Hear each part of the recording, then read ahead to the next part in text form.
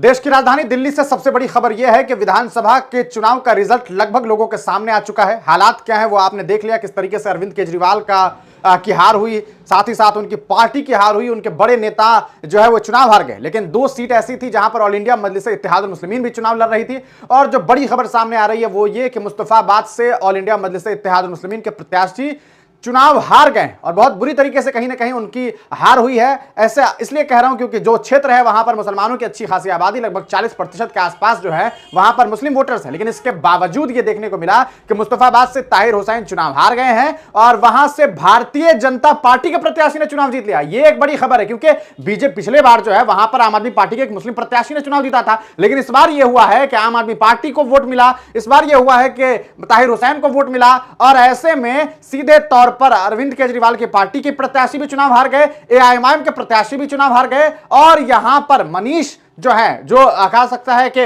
ये आप जो स्क्रीन पर देख रहे हैं जिनकी तस्वीर, ये जो है वहां भारतीय जनता पार्टी के प्रत्याशी थे और चुनाव जीत गए। हम आपको सीधे आंकड़े दिखाएंगे कि आखिरकार ये सब कुछ कैसे हुआ, कितना वोट का मार्जिन रहा है, कैसे ये जो कहा सकता है कि चुनाव का क्या कुछ रिजल्ट रहा है, इसे समझने की कोशिश करते। देखिए, सॉरी मैंने मनीष कहा है, मोहन सिंह बिष्ट, जी हां मोहन सिंह बिष्ट जो है वो यहां से चुनाव जीत गए। आप देखिए ये आंकड़े आप समझने की कोशिश करेंगे अगर, तो आपको समझ में आएगा कि लगभग जो ये हार है वो आपको 51,000 वोटों से है। ताहिर हुसैन जो है 51,741 वोटों से चुनाव हारे, 33,000 लोगों ने इन्हें वोट किया है। वहीं अदील अहमद खान को 67,637 वोट मिला था और 17,500 वोटों से वो मोहन सिंह बिष्ट से चुनाव हार गए। अगर यहां पर इसे आप जोड़ देते हैं, इन आंकड़ों को जोड़ते हैं, तो ये आपको लगभग 1,20,000 के अराउंड जो है वो वोट बनता है। यानी कि साफ तौर पर आप समझ सकते हैं कि जो मुस्लिम वोट था वो सीधे तौर पर इस बार भी दिल्ली के जो मुसलमान हैं उन्होंने अरविंद केजरीवाल पर भरोसा जताया और नतीजा ये हुआ कि आम आदमी पार्टी को इन लोगों ने वोट दिया। ये नहीं हुआ कि इन्होंने इन्हें वोट दिया,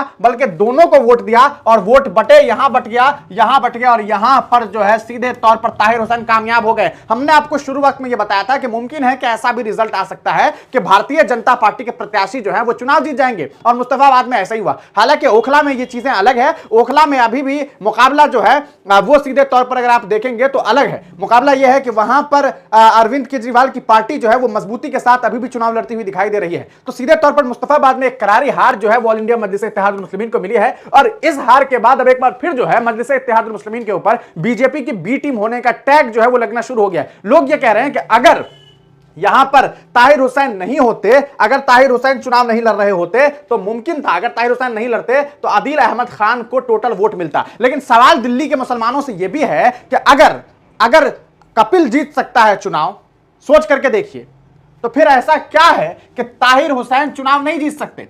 यह जरा सोचने वाली बात है।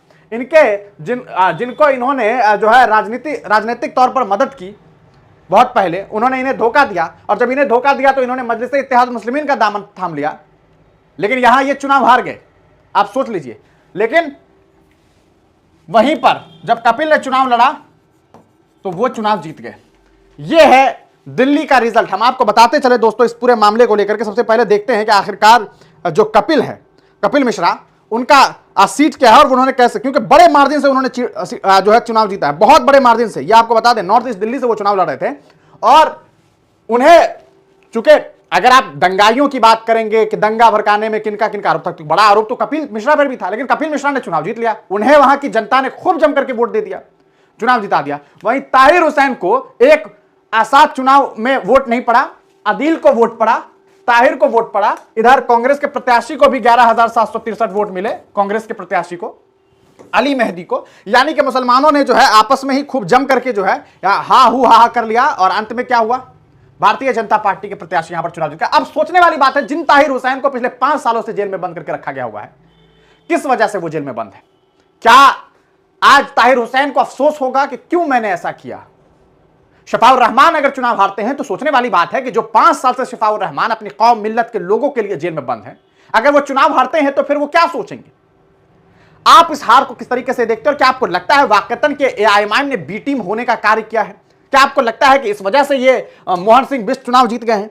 क्या वजह हो सकती है? जरा नॉर्थ ईस्ट दिल्ली का जो है रिजल्ट देख लेते हैं कि एक तौर पर अगर आप इसे देखते हैं कि भाई यहां देख रहे हैं कि ठीक है ताहिर हुसैन हार गए, लेकिन जरा आपको दिखाते हैं कि ऐसी ही एक पर्सनालिटी कपिल मिश्रा है।